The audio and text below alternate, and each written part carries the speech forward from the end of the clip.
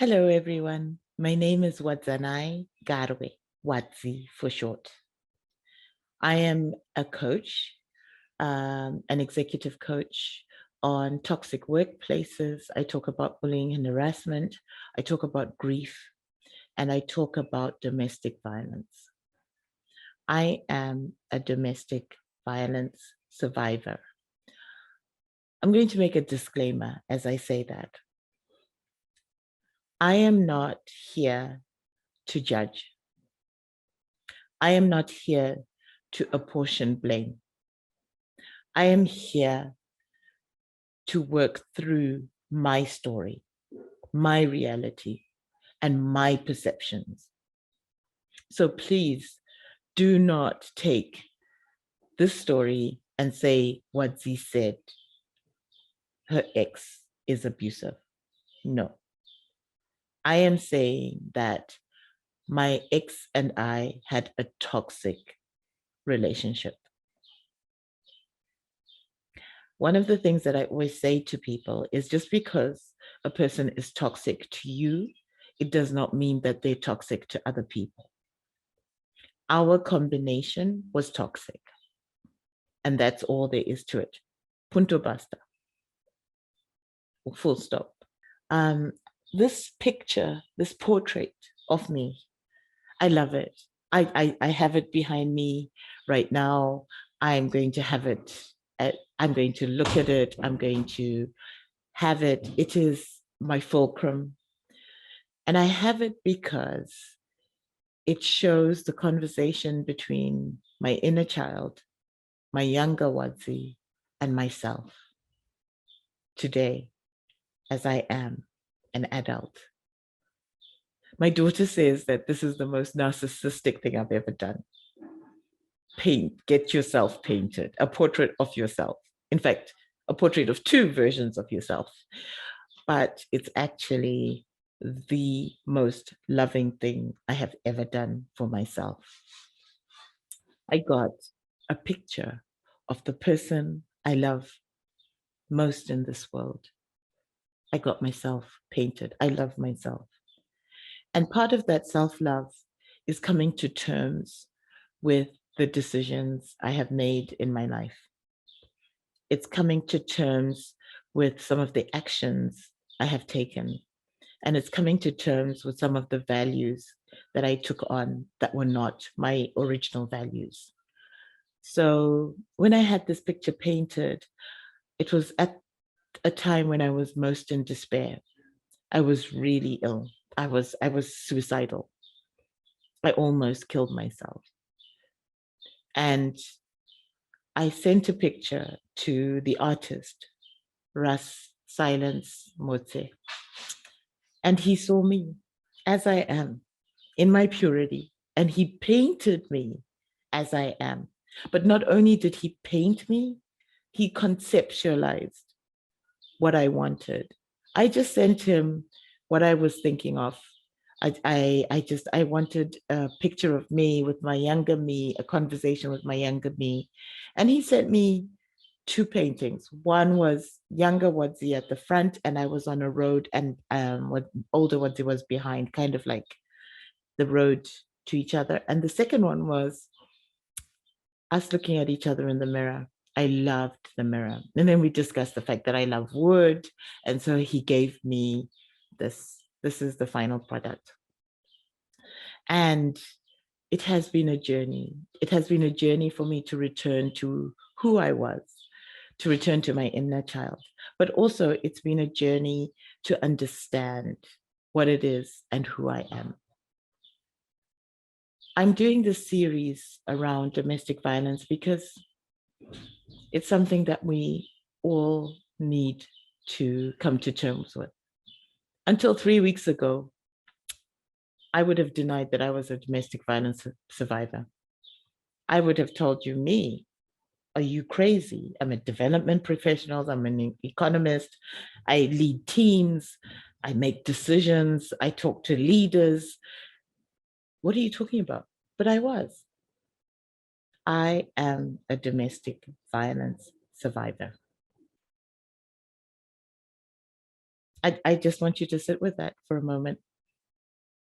But it took me until 3 weeks ago for me to say that, for me to even understand it, for me to even actually come face to face and label it. 3 weeks ago. I will be 55 years old today. I mean, this year. I was married for 21 years. I was with the person for 25 years. And it's taken me since 2014 when I left. August the 31st, 2014 is when I left this relationship until 3 weeks ago, 2021, to say I survived domestic violence. Yeah, think about it. And you're going to say, but come on, you must have had some signs. Yes, I did. And you know what I did with those signs? I made excuses. I made excuses about his upbringing. I made excuses that his dad used to hit him. I made excuses about all sorts of things. I was so compassionate about my ex that I failed to have the same compassion for myself. I was so understanding about the other, and yet I lacked that same compassion for me. I was quick to find solutions, to find ways to address issues, I'm a solutions-based person. If there's a problem, let's fix it. We won't delve into the emotions of it. Sometimes problems don't need to be fixed. Sometimes they need to fester, because sometimes the problem is not your responsibility. And as women, even as men, we need to come to terms with that. Sometimes the problem is not my responsibility. It's the responsibility of the perpetrator. So we need to think about that. I was in a toxic relationship. We were toxic to each other. I may not be toxic to other people, and he may not be toxic to other people, people whom we both love, people whom we both hold in high esteem. But we were toxic to each other. This is one of the things we've got to learn as people. Another thing is, I was suffering from a form of Stockholm syndrome. I did not say to myself, what was happening was domestic abuse. I've never said those words. In fact, until a week ago, 2 weeks ago, I was not even considering myself a domestic abuse survivor. And it's really important for me that I've finally done that. I've done it. I am integrating it into my system. It's not completely integrated because I have elements of, compassion for the other and empathy for the other, instead of empathy and compassion for myself first.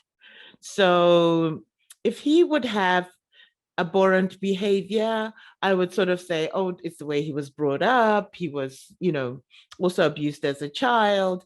His mother left at 18 months. All sorts of stories, right? But the stories do not excuse adult behavior. And I have had to learn to come to terms with the fact that I cannot take responsibility for another person's behavior, whether it's my son, my daughter, my ex. I am not responsible for their behavior. There are people who do things in my name, but it's not my behavior. And I do not have to take it on, and I do not have to take that mantle on myself. People are responsible for their own behaviors. Adults are responsible for their own behaviors. Children even know what they're doing when they do things, because when you say to a child, why did you do that? Did it make you feel good? The child will let you know that, no, actually, I think I was mean. So everyone is fully responsible for their behavior. The way you act towards a person is on you. What you do to other people is on you. So we need to get that out of the way. The second thing I would like to get out of the way is the fact that Stockholm syndrome, which I think a lot of us have in different ways, is when we kind of identify with the perpetrator and we feel some kind of way about, we even, sort of, we comfort them and we excuse them. So they're behaving badly, but we say, oh no, but you've got to understand. They're behaving badly because, instead of saying, no, this is bad behavior and stop, we're not going to deal with this because this is bad behavior. You're behaving badly. So the forms of toxicity that I got from my relationship, he cheated on me. Not with one, but multiple times. Now, was there a red flag? Yes. When I met him, he actually said to me, he was on a mission to sleep with 100 women, and he was at 76. Huge red flag. I'm stopping at you, Wadzi. Right? Like, really? I'm the one that would change this man who was on his way to sleep with 76, with 100 women. Hello. Ding, ding, ding, ding, ding. Red flag. But no, you're the love of my life. Those words, you are the love of my life. You are the only one I can speak to. You understand me. We can go through this together. I don't need a therapist. You're my therapist. Those 5 things, 5 words. Whew. 76. My daughter said to me the other day, Mom, red flag. I didn't even realize it was a red flag. Mm-hmm. Mm-hmm. Right. If we were going out, when we were still dating, brother I hadn't seen in ages, not a blood brother, Dominic Mandisha, the late, unfortunately, saw him in a nightclub, hugged him. We were so happy to see each other. Huge jealous fit, like wanted to beat him up. And this, my brother just said, Mfana, like, young man, like, chill. This is my sister here. We go back a long way. But this is a man who was ready to fight. And for him, it was like, I really feel like nobody should touch you. You're mine. Red flag. Huge red flag, guys. Jealousy does not mean he loves you. Jealousy means insecurity, huge insecurities about your ability to interact with the rest of the mankind. I was hugging people left, right, and center. I've always hugged people. I am famous for my hugs. And yet I spent 3/4 of my married life having to defend the fact that I had hugged someone. 3/4. In fact, if I wanted to have an argument, I just knew I've just got to hug anybody. And then that's it. That whole day is ruined for the rest of the day. Mood swings. Huge mood swings. When we were dating, we hadn't even really started dating. Like, to be really truthful, we hadn't even really started dating. We were still like exploring to date. I was not sure that I should go out. He was younger than me, 5 years. And I was just like, do I want to be a cougar? So I had an evening with my ex. The driver who was with us told him, he of course did a whole production. You have cheated on me. Yeah, I hadn't even kissed him, guys. I had not even kissed the man I was supposed to be dating. And this was, you've cheated on me, you've seen your ex, etc., etc. My ex was my friend. Great guy. We met, had dinner. Great guy. You are cheating on me, etc. Huge. You know what I did? I put on some sheets and made up. Huge red flag. Huge red flag. Jealousy, guys, is a huge red flag, particularly when there's no commitment as yet.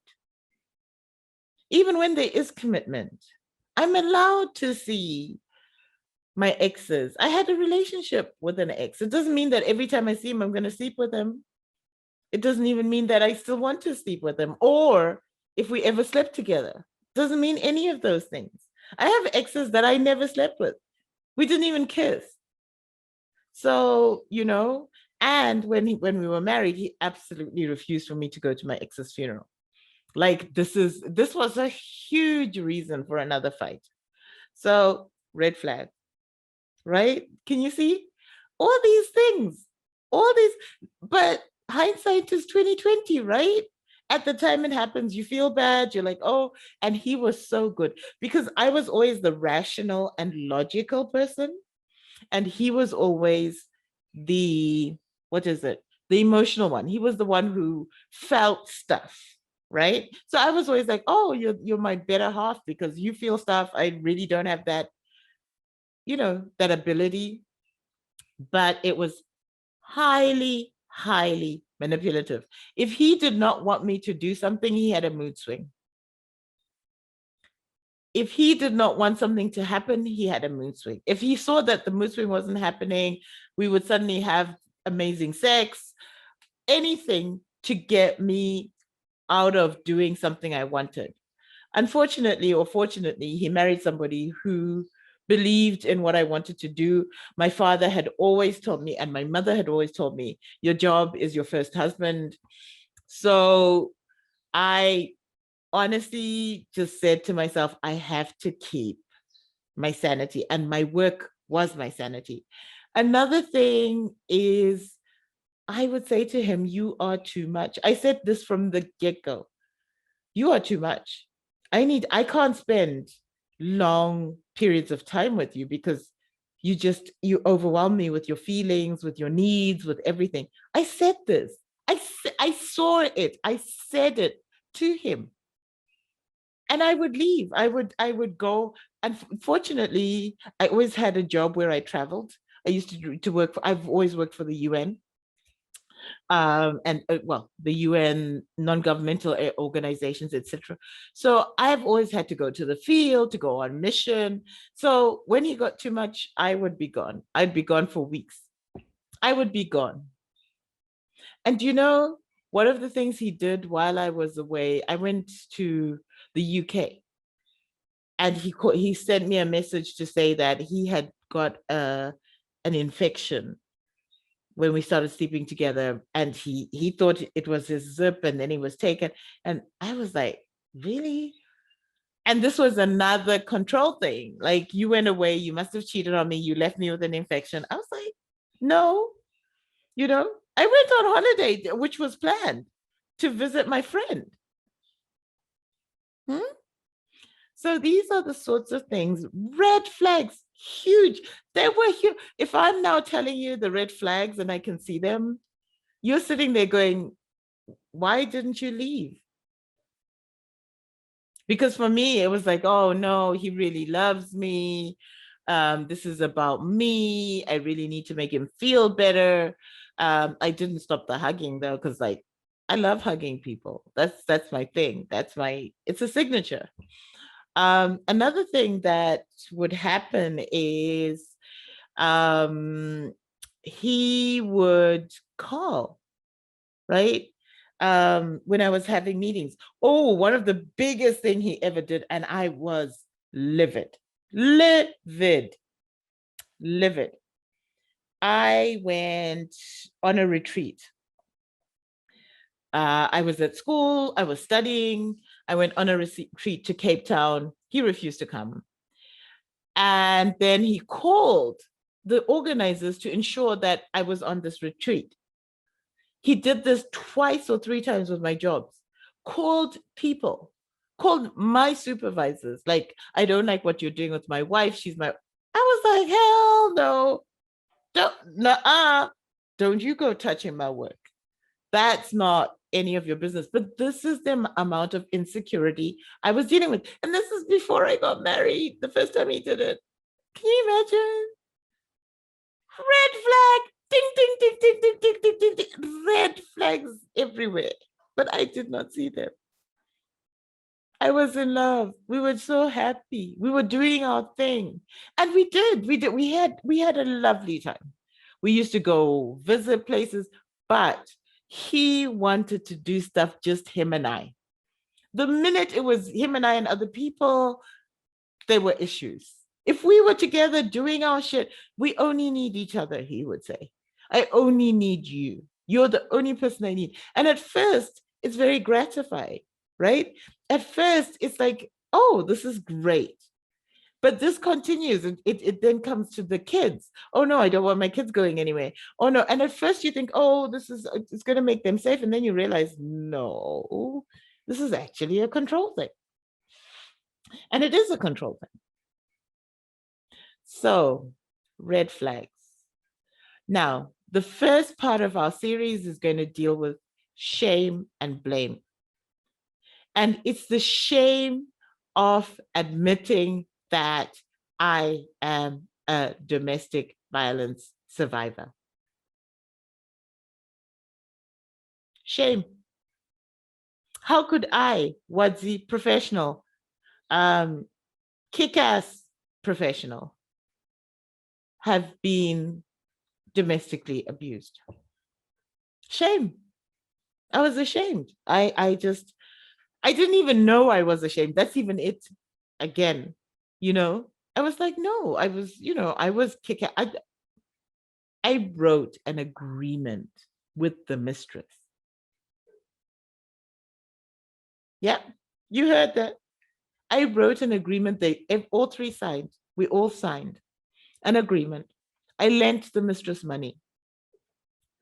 I was looking after the mistress. I was keeping the mistress because I was the breadwinner.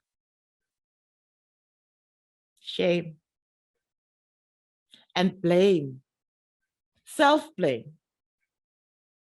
Now I sit there going, how come you didn't see all those red flags? How come? That's not the point. It's not the point. The good thing is I got out, I survived. But this shame and this blame that we put an additional layer on ourselves, we have to get over that.